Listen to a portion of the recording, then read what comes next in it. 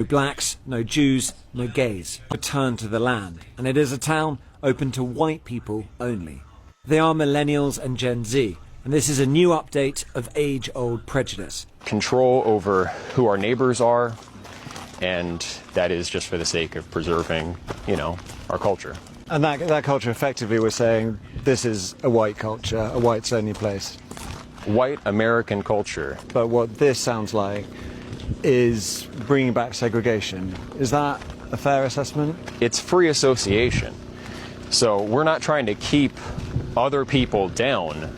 But they are being kept out. You don't let everyone into your home. You want to live by yourself and you want to protect your own community, that's cool. Nothing wrong with that. It's when you want to do that when it's on other people's land, and when other ethnicities want to do that, eat Black Wall Street, or still go into their place and police it, higher incarceration rate, put things into their community, such as drugs, blah, blah, blah. I don't want to be a part of that community, but I still want to know what they're doing. Preserve your race. Well, maybe the blacks want to preserve their race. And if you're really about, hey, we want to do our own thing, well, give them all their land back. That goes for Indigenous, that goes for African nation, that goes for all these nations. Give them their land back, give them all the interest back, and give them all the resources you've taken and you benefited to make your country. If you're really about, hey, we just want to be about ourselves and do our own thing, prove it. Because at the moment, you're just talk. I feel like this might be a hot take about that community in Arkansas where they're building an all-whites town. No blacks, no Jews, no gays. I sincerely hope it works out, right? Like I hope you all do so well, and I hope more people who think like you move there. I want you guys to segregate and isolate yourselves. I'm sick of having to figure out who does and does not like me simply based off the color of my skin. Knowing that there is a specific town to avoid, that saves me so much trouble in the long run. I wish you all nothing but thoughts, tariffs, prayers, and nothing but the best. Like I'm hoping it truly works out for you guys. And I'm hoping that you all get a lot of like-minded individuals in that town with you and you can all be successful together. Like I want nothing but the best for you people. I want you to isolate yourselves. I don't want to have to play guessing games about where I should and shouldn't be, sundown towns. Like there are specific towns that I will not drive through between Texas and Louisiana at night. Simply because, I'm not sure if I should stop there. That's one place in Arkansas that I know I will never have to go. And I know I should not be there. Keep me out. Keep people like me out. I hope it works out for you all. Deep in the Ozarks of Kansas, far from major highways and hidden in rolling hills, a controversial experiment in segregation is quietly growing.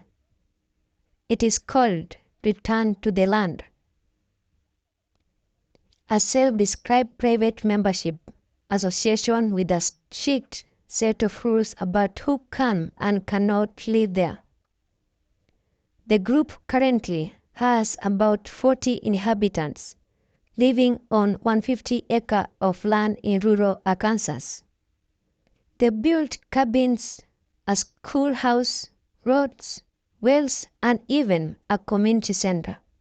But it's not the rustic lifestyle that's making headlines. It is the membership requirements. To join, you must be white, Christian, not part of LGBTQ plus community, and Jewish people explicitly not allowed. The group claims it's about preserving what they called traditional values. Critics say it is bluntly racism and exclusion masked as a lifestyle choice. And they are not stopping in Arkansas. According to reports, the community is looking to expand into neighboring Missouri, raising concern about whether other racial exclusive enclaves could follow. The internet has been buzzing, with many people shocked that such a place openly exists in 2025. Some are calling for government intervention. Others argue it is protected under private association laws. For many, it is a chilling reminder that segregation, while no longer legal in public spaces, can still find a home in private ones. This is more than a story about one community in Ozarks. It's about the kind of America people want to build and the deep division still running through the country. So the question is this simply a group of like-minded people exercising their rights, or a dangerous step backward into America's segregated past? What do you think? Should such communities be allowed to exist, or is it time for stricter laws on racial exclusion? Let us know in the comment section. So they're doing a whites-only community in Arkansas and the fucking Ozarks. A whites-only community in Arkansas. This is where we're at in America today. Like, what the fuck do you mean you don't want to be around people that look like me? Us brown people are fucking cool as hell. Positive vibes, good food, beautiful people. Like, what the fuck do you mean you guys want to live in a whites-only community in fucking America in the year 2025?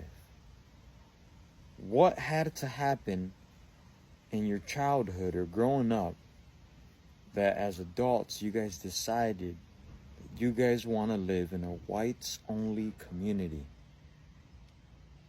Doesn't that sound fucking stupid? How racist do you have to be to want to live in a whites-only community? I mean, I don't know if it's just me, but even if I was white, that sounds lame as fuck. Like, I would never want to do some shit like that. That sounds fucking boring. I need y'all to understand that those people do not intend to leave us alone in their little town in Arkansas. It's recently been in the news that some chalk children in America have decided to create their own whites-only town.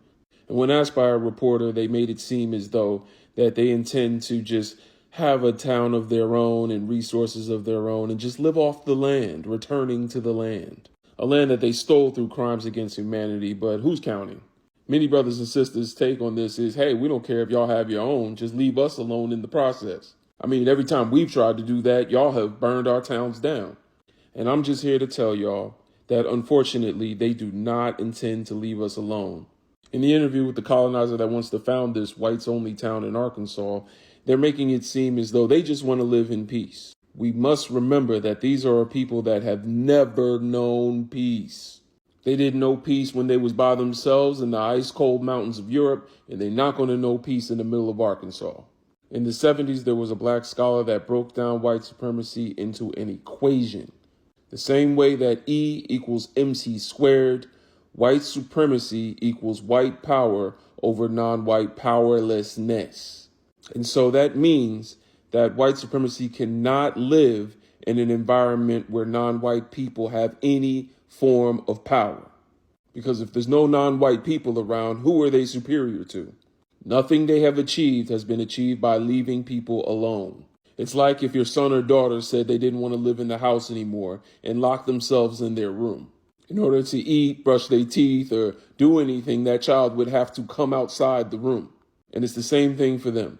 At some point, they are going to need resources and labor, and that's when they turn to us. And if we have our own power and our own resources, then we have no reason to share with them. And that is when they destroy what we have so that we have to work with them. Don't be fooled. Just like the movie Sinners, it all starts out nice and pleasant, but they have ulterior motives. There is a whites-only community that's been under development since 2023 in Arkansas's Ozarks. They say that they're not white supremacists, but they are white separationalists, meaning they have a strong exclusion policy. It's called Return to the Land, and it's a private membership organization hosted by this guy, Eric Orwell, who throws down a mean flute performance. They refer to him as their president and or leader, just as a cult would. They operate on 160 acres of land. Right now, they only have 40 residents, and they plan on expanding to all 50 states. Now, there is a rigid criteria for getting in. First, you gotta be of European ancestry and hold traditional values. But mostly you can't be Jewish, LGBTQ+, non-white, and mixed race applicants are explicitly barred. Now this definitely goes against Arkansas's Fair Housing Act of 1968, but they don't care about that because they have big plans to expand their racist cult community all over the United States. But what do you guys think?